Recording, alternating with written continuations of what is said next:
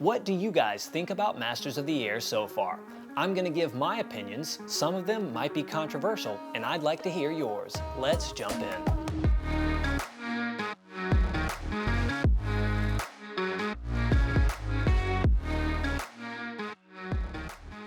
Alright guys, in this video, I'm just going to be rambling, talking about Masters of the Air. Basically, I have 5 points that I want to talk about. So far, I've made it through, I think, 7 episodes of the new series, and like many of you guys, I have a lot of opinions about it, and I'm going to be sharing them all with you today. So, to start with, I love the series. I think it's great. One controversial opinion that I have that many of you likely disagree with is I am not so gung-ho about perfect historical accuracy. And let me share what exactly I mean about that. One of the most popular takes in the history community, or whatever you want to call us, is that the movie Pearl Harbor is some sort of travesty or crime. A lot of people love to hate on the movie Pearl Harbor. And the reason they love to hate on the movie Pearl Harbor is because it has quite a bit of historical inaccuracies or dramatization, stuff like that, things that didn't necessarily happen. But let me share something with you about why I disagree with that take. I disagree with that take because the movie Pearl Harbor is one of the things that got me into aviation history, and specifically World War II history. And so it is entirely possible that without that movie, without the inaccuracy of the movie, of Pearl Harbor, this channel might not be here today, because that's the movie that got me into this. Seeing that air combat, seeing the Eagle Squadron action, seeing the air combat over Pearl Harbor, and seeing the Doolittle raid in that particular film is what really ignited a fire in me to want to learn more about World War II. And so the question is can historically imperfect films or movies, not documentaries. It's different if it's a documentary. If it's claiming to be accurate and it's not, that's more problematic. But a movie, a film, that's different. And can those films have good outcomes and good results even though they're historically inaccurate? And the answer is absolutely yes. And Pearl Harbor for me is a perfect example of that, because one of the most important things is reigniting interest in specifically young people and people who don't know about that era of history from those movies. And so those things can serve like that. So that's one big opinion that I have on historical perfection in films. I'm not super worried about it as long as they don't portray it as something perfectly historical, if that makes sense. So with that said, let me get on to my 5 points. The first point I want to talk about today is the demand for air combat history films. And I think if nothing else, Masters of the Air has confirmed that. You guys likely know that there's just not a whole lot of films made about air combat history. And if there's anything that Masters of the Air, and to be frankly honest with you, the new Top Gun movie have confirmed, it's that this makes compelling content. It makes compelling stories. People love it. Air combat is inherently exciting, exhilarating, and interesting. And so what this has done is it's confirmed that we need more of it. There is a huge demand for this, and if Hollywood or whatever you want to call them, or shoot, you guys want to send us a bunch of $1 million budget, then we'll make a movie, And it's confirmed that that is in big demand. And if you make it, people will come. Field of Dreams, if you build it, they will come. They will come, and people will watch this. And so it is confirmed that there is a big demand for this topic in film. And so I hope to see more of it, and I hope that this triggers more content to be made about aviation history, and specifically World War II aviation history. The second big opinion and takeaway that I have from Masters of the Air is that a series is not enough.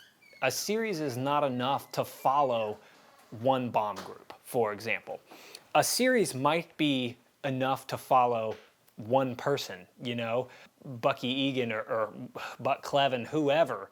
It might be enough to follow one person, but a series is not enough to follow a bomb group.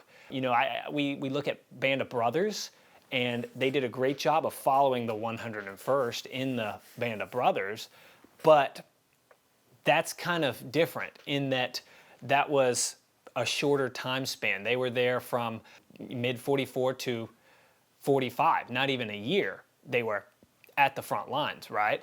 And so when you compare that to a bomb group, especially one like the 100th, you're trying to cover 2 years of constant action. And it's really not enough to tell that story, especially when you're trying to focus on different planes and different locations, different outcomes for each plane. There's just so much that can be told. I think that you could do an entire documentary on just the Regensburg-Schweinfurt raid, the one where they went to North Africa, and I'm going to be doing a video on that pretty soon.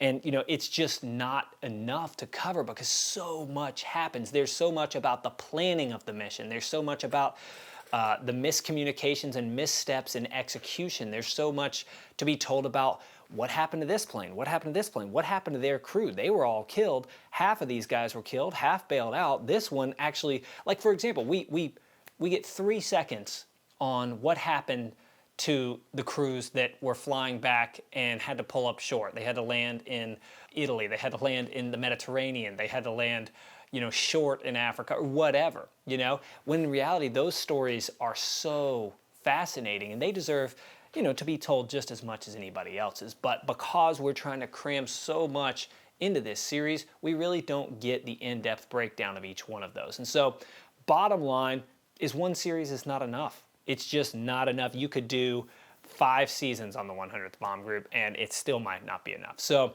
that's one conclusive takeaway that I have is it's really difficult to tell a story of a group like the 100th Bomb Group in such a small time frame. Next item that I do want to talk about is I love Buck Clevin. In this series, he's my favorite character. I love him. He's so hard and just cool, you know, cold. I love it. You know, Egan's fun, whatever. But Clevin for me, I actually don't know the name of the actor. I probably need to look it up.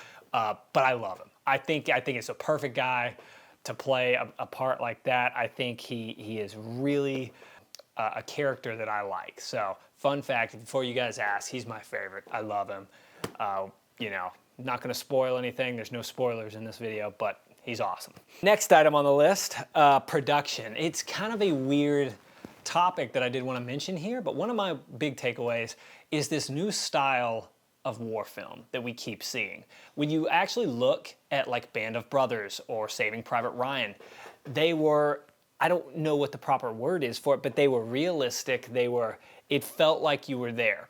The 100th Bomb Group is more of a book style. It's got a little, I don't know what the right word is, but kind of a grunge, darker feel. It makes you feel more like a comic book almost. You know, there's these weird color grades or you know, saturation in the footage that makes it feel like you're kind of reading a comic book or in a video game, and it doesn't exactly feel like we're there so much, and it doesn't feel like, you know, when I watch Band of Brothers, I feel like I'm here, I'm in the foxhole. But with Band of Brothers, it almost feels like I'm watching a movie, and it's good. For whatever reason, that style has been very popular lately.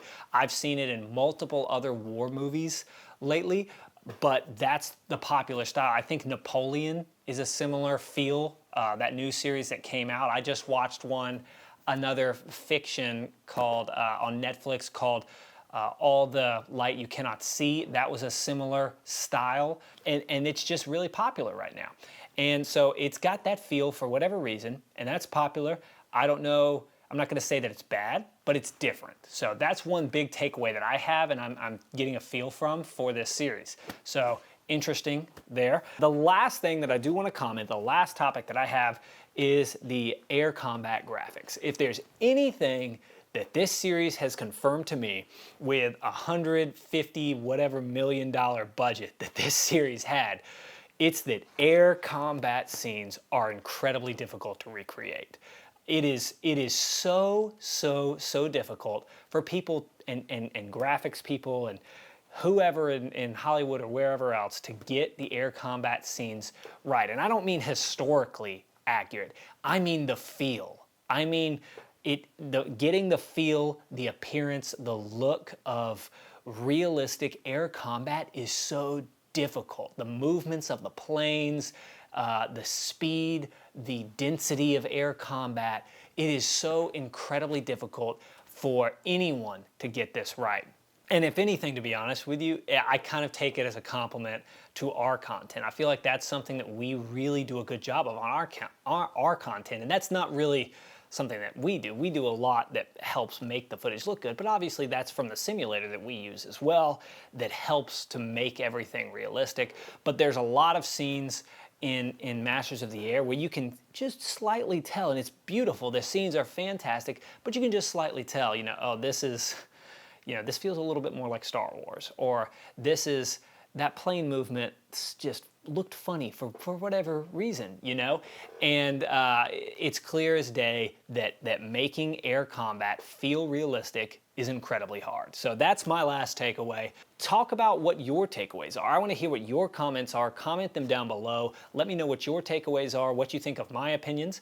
And last off, shout out to sponsor of this video, this episode, Letters from War. Join Letters from War right here or wherever else. I put the button on the screen here. Join, get great history delivered to you every month in your inbox and email or delivered to your door. Thanks for watching. See you next episode.